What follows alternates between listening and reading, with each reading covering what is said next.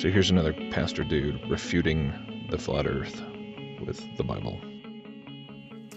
So it says they went up on the breadth of the earth. The breadth is measure or distance from side to side of a surface, width, extent, or across. Let me read you the other couple of verses here, and then we'll comment on Revelation 20 and verse 9. Keep your finger in Revelation 20, but go to Job 38 and verse 18. Job 38 and verse 18.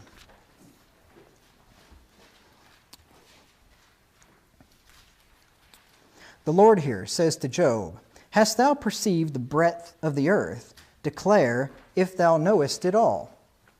So the Lord is issuing a challenge to Job. Do you know what the breadth of the earth is? Do you know how wide this earth is, Job? And Job 11 and verse 9. Job 11 and verse 9.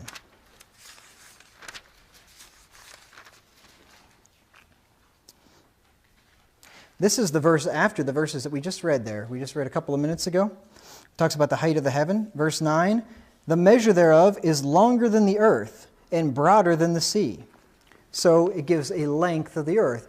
And the flat earthers then will use these verses to talk about the length of the earth, the breadth of the earth, to say that, see, the earth is flat because you don't have length on a ball or on a globe is what they'll say. So that's the argument.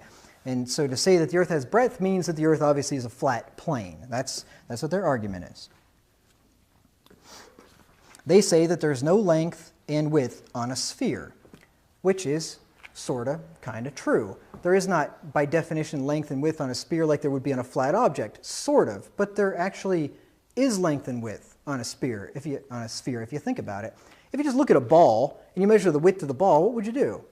You'd take a tape measure and you measure across the diameter of the ball, right? That's the width of the ball. What's the height of the ball? Well, because it's a ball, it happens to be the same as the height as the width, right? Measure the height. The height of the ball, it's always the same, right? Diameter of the ball. So the ball, if the earth is a ball, it has width to it. And if you could look at it from outer space far enough away and you could see the ball, you could pull out your tape measure and you could see what the width of the earth is. So there's really this is not a big deal. I don't even know why they even use this verse, to be honest with you. Now in Revelation 29, the verse...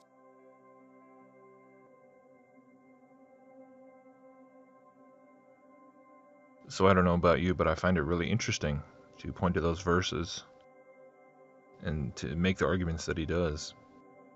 Because if we stop for a second and just remember that God is, of course, speaking rhetorically in all those instances in Job, and that, of course, the implied answer to all of those questions that he asks should be an obvious no. No, man cannot. Man was not there. Man does not know. Man cannot see.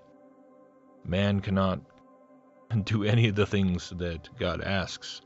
Because, like the pastor guy says, God is issuing a challenge. He's issuing a challenge to Job and to Job's companions who were in the long discussion with him, and to everyone, to all of humanity. It is a challenge to the presumptiveness and the hubris of man. So if that's understood, if we realize that that's basically the whole theme of everything that God says in Job, then how does that really work if then, like the pastor guy says, see, now we can go into space and we can measure the breadth of the earth? Because, wait, I thought the whole basis of God's challenge in that instance was that he's pointing to things that we could obviously never do.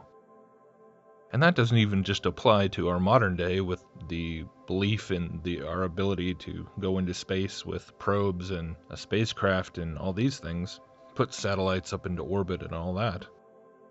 But even back in ancient times, people who believe in a globe constantly point to Eratosthenes and the fact that he was able to calculate the diameter and circumference of the Earth with remarkable accuracy, even calculate the distance to the sun with remarkable accuracy, quote unquote.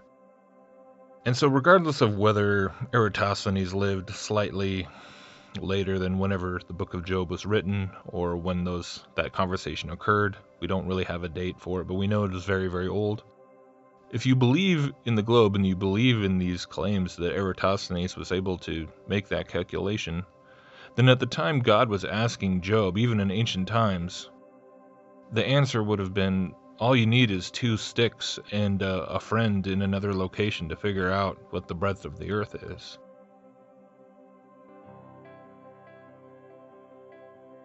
So how does that not undercut the whole point of that entire verse?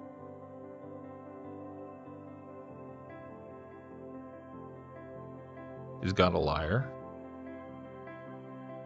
Is God making challenges that he can't back up? Is God just a little confused?